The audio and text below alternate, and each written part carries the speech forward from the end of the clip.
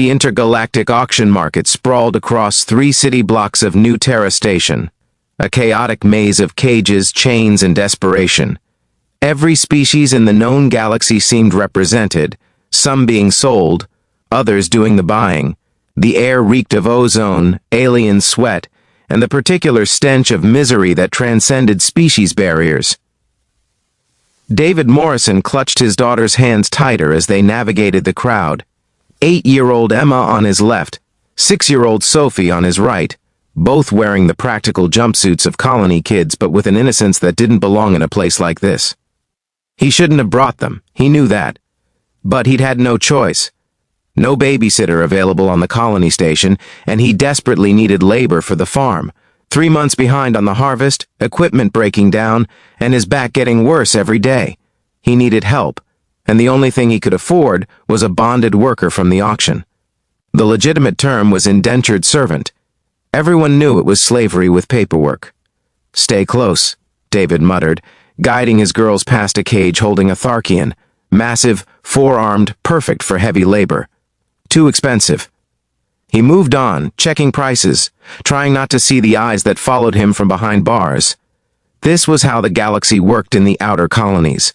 Labor was scarce, wages were high, and bonded workers were the only option for small farmers. David had sworn he'd never participate in this system, but poverty had a way of eroding principles. "Daddy, what are all these people?" Sophie asked, her voice small. "They're workers, sweetie. People who need jobs. But why are they in cages? It's complicated." David hated himself for the lie. Nothing was complicated about it. It was just wrong. But what choice did he have? They passed vendors hawking workers of various species. Strong Zeluran, good with machinery. Compliant Draken, excellent household servant. The casual cruelty of it made David's stomach turn. Then they reached the end of the market, where the problem workers were displayed. The ones nobody wanted. The dangerous ones, the sick ones, the ones who'd caused trouble for previous owners. That's where David saw her. The alien woman was chained to a platform, heavy restraints on her wrists and ankles. Her skin was a deep emerald green, her features humanoid but distinctly other. Sharper bones, larger eyes that glowed faintly amber, hair that seemed to move with a life of its own. She wore the tattered remains of what might have once been armor, now reduced to leather straps and metal rings. But it was her eyes that stopped David cold. They held a fury so intense it seemed to heat the air, a rage that promised death to anyone foolish enough to get close. A sign above her cage read, "Zarathex, Warrior Caste. Extreme caution. Previous owner deceased. Previous owner deceased was code for this worker killed their master." "Keep moving, girls. That one." Emma's voice cut through his thoughts. David looked down. Emma was pointing directly at the chained alien warrior. "Yeah, that one," Sophie echoed, also pointing. "Absolutely not. She's dangerous. But Daddy, look at her eyes." Emma's voice carried the strange wisdom children sometimes possessed. "She's not mean. She's sad and angry, like you were when Mommy died." David's chest tightened. His wife, Catherine, had died 2 years ago in a shuttle accident, leaving him alone with 2 girls on a struggling farm on a backwater colony world. The grief had turned to anger, the anger to numbness. Was that what Emma saw in this alien's eyes? "She needs help," Sophie added with 6-year-old certainty. "She's sad like us." "Girls, we can't," David started, but Emma had already let go of his hand and was walking toward the platform. "Emma, stop!" But Emma approached the chained alien without fear, standing right at the edge of the platform where warning signs in 6 languages advised keeping distance. The warrior. Alien's head snapped toward Emma. Her amber eyes narrowed, lips pulling back to reveal pointed teeth. A low growl emanated from her throat, a clear warning that made nearby vendors back away. Emma didn't flinch. "Hi, I'm Emma. What's your name?" The alien stared at the small human child who'd addressed her with casual friendliness, as if she weren't a deadly warrior in chains. The growl stopped. Confusion flickered across her features. "Emma, get back here right now," David said, his voice tight with fear. "But Daddy, she's not scary. She's just lonely." Emma turned back to the alien. "Are you lonely?" The alien's expression shifted, the rage cracking to reveal something raw underneath. She looked at Emma, then at David and Sophie, then back at Emma. When she spoke, her voice was rough from disuse, heavily accented but understandable. I am Zara, House of Thex, warrior caste of Kalendra Prime. She paused, seeming to struggle with the words, I am, prisoner, slave, weapon without purpose. Why did you hurt your last owner? Sophie asked, having joined her sister despite David's protests. Zara's eyes flashed with remembered rage. He bought me to fight, to kill in arena for his entertainment, to be weapon, not person. When I refused, he beat me. When I still refused, he threatened to sell me to worse masters. Her chains rattled as she shifted, so I ended him before he could end my spirit. That's sad, Emma said simply. Nobody should make you do things you don't want to do. Nobody should, Zara agreed, looking at Emma with something like wonder. But your species, humans, you make laws that allow this. You cage us, chain us, sell us like animals. Not all of us, David found himself saying, stepping closer despite every instinct screaming danger. Some of us hate this system. But we're trapped in it too. Can't afford legal labor, can't survive without help. He couldn't finish. What excuse could justify this? Zara studied him. You do not want to be here. No, I don't. But my farm is failing, my daughters need to eat, and I'm out of options. David looked at his girls, then back at Zara. They're right, though. You're not just angry, you're grieving. I recognize it. I'm sorry for whatever you've lost. Something shifted in Zara's expression, the armor cracking further. My world, my house, my honor, all taken by those who saw my people as resources to exploit. We fought, we lost. Now we serve those who conquered us. I'm sorry, David said, and meant it. I can't change the system, can't give you your freedom. The laws don't allow it, and if I tried, we'd both end up in prison. But I can promise you won't be a weapon in my house. You'll be a worker, yes, but also a person. You'll eat at our table, sleep in a proper bed, and when your contract is up in 5 years, I'll help you find a way home if that's what you want. Zara laughed, bitter and sharp. Pretty words from a man buying a slave. You're right, they're just words, but they're all I have. David crouched to his daughter's level. Girls, this is a bad idea. She's dangerous, she's killed before, and we don't know if she can be trusted. Can we trust her? Emma asked Zara directly. Zara looked at the child, this small, fearless human who'd walked up to a chained warrior and asked her name. Then she looked at David, saw the shame and desperation warring in his eyes. Finally, she looked at Sophie, who was offering her a shy smile. I have killed, Zara said slowly. I will kill again if threatened, if caged, if treated as weapon. But, she paused, your small warriors show no fear, show respect, ask name, not just use. That is rare, unexpected. So we can trust you? Sophie asked. If your sire keeps his word, treats me as person, not weapon, then yes, you can trust me. I swear by the honor of House Thex. Zara's amber eyes locked with David's. But if you break that promise, human, chains will not save you. David felt ice run down his spine. This was insane. He was about to bring a deadly alien warrior into his home with his young daughters. Every rational thought screamed no. That one, Emma repeated, her hand finding his. Please, Daddy. David looked at his daughters, these two small humans who somehow saw past rage and danger to recognize grief and loneliness, who'd been through their own trauma but still had compassion to spare. Catherine would have done the same thing. She'd always seen people, not categories, always believed in second chances. How much? David asked the vendor who'd been watching the exchange with barely concealed disgust. For that one?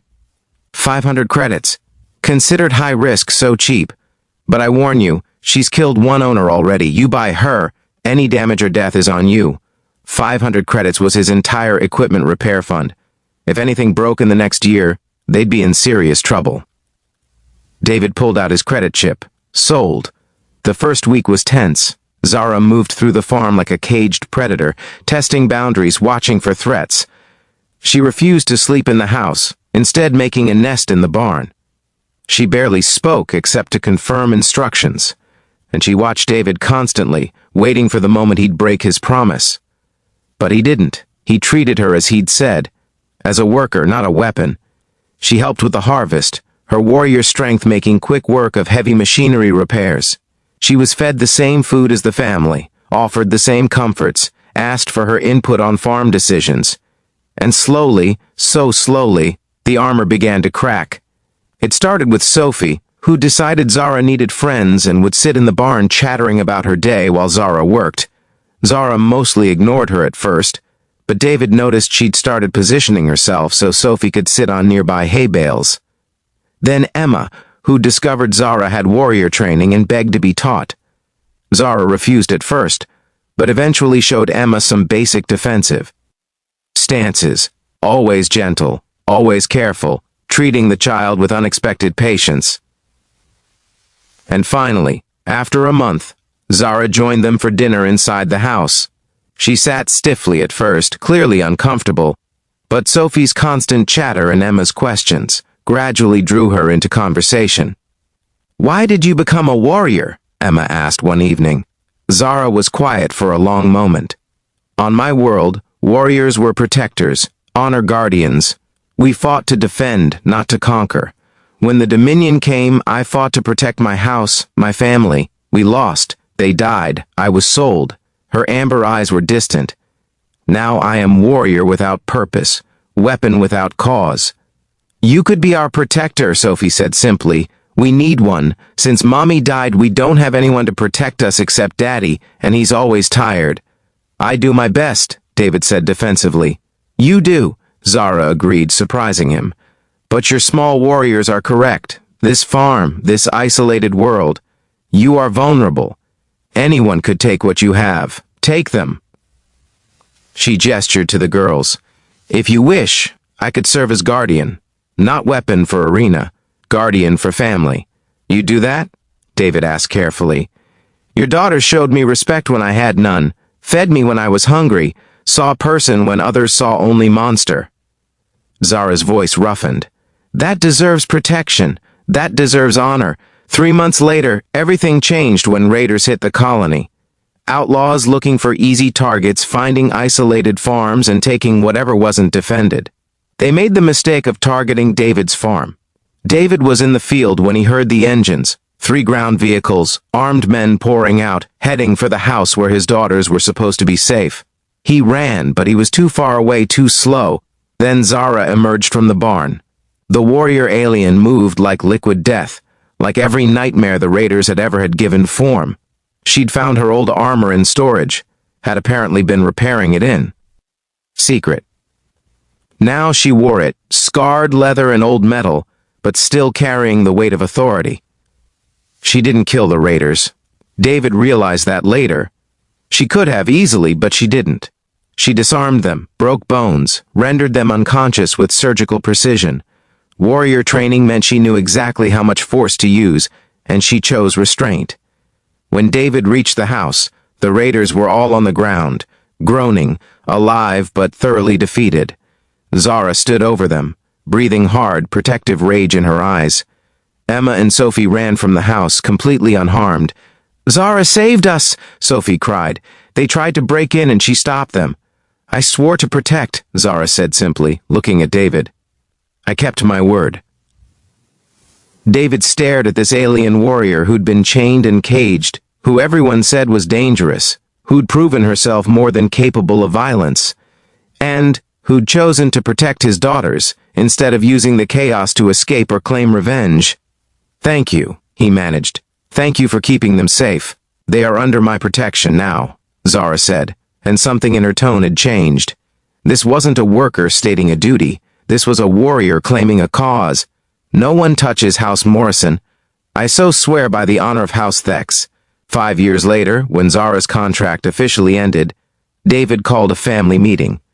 "The law says you're free now," he told Zara. "Your indentured servitude is complete. I promise to help you get home if that's what you wanted. I'll keep that promise. We've saved money. We can buy you passage to Calendra Prime, help you start over." "No," Zara interrupted. "No? I have no home on Calendra Prime. Housethex is gone. My family is dead. My world is conquered. Zara looked around the farm, at Emma and Sophie, now 13 and 11, growing into strong young women under her training. This is my house now. You are my family, if you will have me. Emma and Sophie cheered. David felt his eyes burn. You want to stay? Even though you're free to go? I am not property. I am not slave. I am guardian of House Morrison, warrior and protector, family by choice if not by blood. Zara's amber eyes met his. Your small warriors pointed at chained weapon and said, that one. You froze because you saw danger. They saw person. They were right. Now person chooses to stay. David thought about that day at the auction, about the risk he'd taken, about the trust his daughters had shown, about how the most dangerous thing in the market had become the safest presence in their lives. Then stay, he said, not as a worker, as family. 15 years after that auction, when David died peacefully in his sleep at 73, it was Zara who stood at his funeral between Emma and Sophie, both now women with families of their own, both trained as warriors by their Aunt Zara, both running the farm that had grown into one of the colony's most successful. He kept his word, Zara said quietly. Treated me as person, not weapon. Gave me family when I had none. Gave me purpose when I was lost. You gave us a guardian when we were vulnerable, Emma said. Protected us when no one else would. That's what family does, Zara replied. What your small warrior selves understood when you pointed at chained alien and saw not danger, but someone who needed saving. Because that's what the girls had seen that day. Not a deadly weapon, but a soul in chains who needed a chance. Not a monster, but a warrior who'd lost her purpose and needed a cause worth fighting for. The father had frozen because he saw risk. The daughters had pointed because they saw possibility. And a deadly chained alien had become the guardian who would protect House Morrison for 3 generations, teaching Emma's children and Sophie's children the warrior code. Protect the vulnerable. Honor your word. Choose your family with your heart, not your blood. Sometimes the most dangerous choice leads to the safest outcome. Sometimes the deadliest warrior becomes the gentlest guardian. Sometimes 2 little girls pointing at a chained alien and saying that one is exactly the right choice. Even when, especially when, the father freezes. Because children see what adults have forgotten, that everyone deserves a chance to be more than their worst moment, that monsters are often just people who've been treated like monsters, and that family isn't defined by species or biology. It's defined by who shows up when you're chained and caged and the world has given up on you, and who chooses you anyway.